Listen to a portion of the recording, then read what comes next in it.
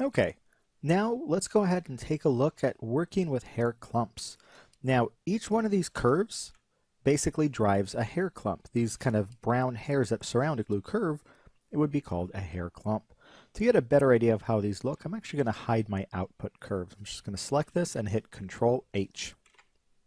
Okay, and to start editing these hairs, I need to go ahead and select my hair system. I'm going to go ahead and close the outliner to give ourselves a little bit more space here. And I'll go to the attribute editor of my hair system. Now, up here at the top, we have a simulation method, and of course I can go ahead and choose to be static or dynamic only or all follicles. Right now we only have dynamic follicles anyway, so we leave that alone. Then we have the display quality slider. You can see as I take this down, it's actually going to hide some of those hairs. They will still all render, it's just maybe we have too many, we don't want to see them all in the viewport, or maybe we can't even see them all in the viewport because it's going to freeze it up. This use nucleus solver option we'll discuss a little bit later. For now, let's go ahead and open up this clump and hair shape tab.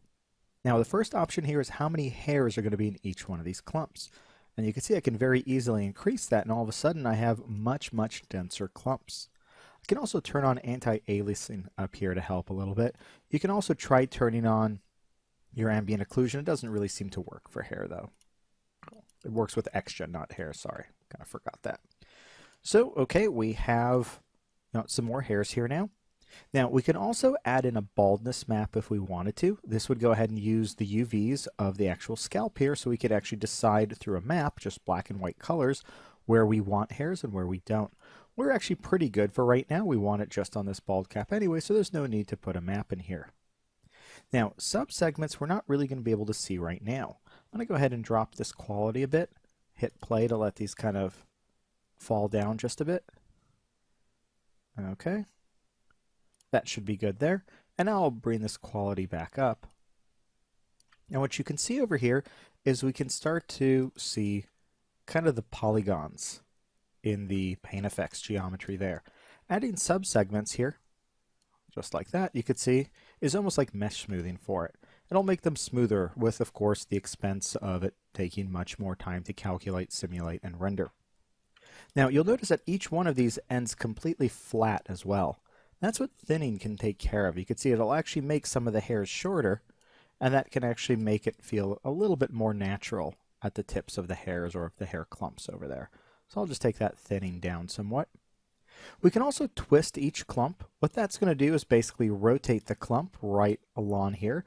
That won't really give us anything, it's interesting right now. It's just rotating them. However, you'll see where this will kind of come into play a little later.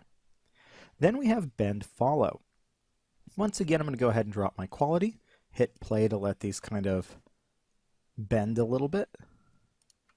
All right, something like that should work. We'll go ahead and turn the quality back up. And again, the reason I'm turning down the quality is because it's much faster to simulate with just a few hairs visible.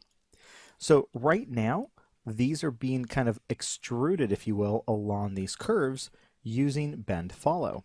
If I were to shut that off, let's go ahead and take that down. You could see it'll actually flatten out in areas. So it kind of comes out thick, flattens out, and then as it goes along those same normals, it thickens back up. Bend follow kind of keeps the volume. And it's up to you if you want this on or off. I'll actually keep mine down a little bit to actually thin the hairs out, almost like gravity's pushing on them a little bit there. Then we have the clump width. Go ahead and go back to the beginning here. Obviously using a low clump width means they're all tightly packed into one little area there. And a large clump width will allow them to blend quite a bit more. You do have to be careful though, because the attachment is still happening right at this little red follicle. So as we kind of push out and away from the head, let me go ahead and make them even wider here. You can see we can very quickly run into a situation where they don't really stick to the head at all. They're kind of just sticking off of it in random areas, and we kind of want to avoid that. So typically we won't take this clump width too high. Just kind of enough for them to begin kind of blending a little bit there. Now, the hair width we can't really see in the viewport. We'll discuss this a bit more when we actually go over rendering the hair in the next module. So right now, changing this, we just won't see anything. So that brings us to the clump width scale widget. And this widget is directly tied to this clump width option here. So this allows us to control where the thickness of the clump happens. Right now you can see it's fairly thick at the root, but not so much at the tip. I can change that though, and you can see that it'll actually widen the hairs out. I can even do the opposite, and now it's kind of very weird and creepy looking, almost like little hair plugs right there. And I can go ahead and even adjust that kind of down the length if I wanted to, and now that's really creepy. So I'll go ahead and reverse that, bring that back, and maybe keep it right about there. Maybe it doesn't have to come to such a tight point over there. Now we're also going to have a hair width scale widget specifically for the hair width as well. Again, we'll talk about that when we discuss rendering. Then we have clump curl. This is basically going to introduce a curl through the length of one of these clumps. So as I increase that, you can see it'll kind of almost create a twist there. So this is not really good, of course, for a lot of hairs at once. If we just had one or two hairs, you had like a ponytail or something, you can come in here and you could see just set different points, add different kind of twists to it. I won't specifically use this right now because I don't want the same twist to kind of go to every single hair. So I'm going to go ahead and get rid of those points there. And this last point here we'll put at 0.5, which is our default. Then we have the clump flatness. This can allow us to actually flatten out the hairs. You can see it kind of creates almost a sheet of hair. And this is what can tie directly into our clump twist. We can actually rotate these. See right there. So I, of course, don't want that much flatness, but actually a little flatness might be nice. I could actually start maybe with very little here, and then as the hairs get a bit longer, I can add a little bit more flatness to them. And that might create a slightly more interesting look. That actually might be a little too flat, so I'm going to go ahead and take that back down a little bit more. And then we get to the clump interpolation settings, the most important settings that everybody, especially new students, seem to forget about. And that's because they're kind of hidden away down over here. What this does is allow these different clumps to actually blend together. Right now they're all treated individually. You can even see the individual points there. As I increase interpolation, you can see it'll actually blend them together. Right now it's looking about 8 units out. Maybe reduce that to about 3 units.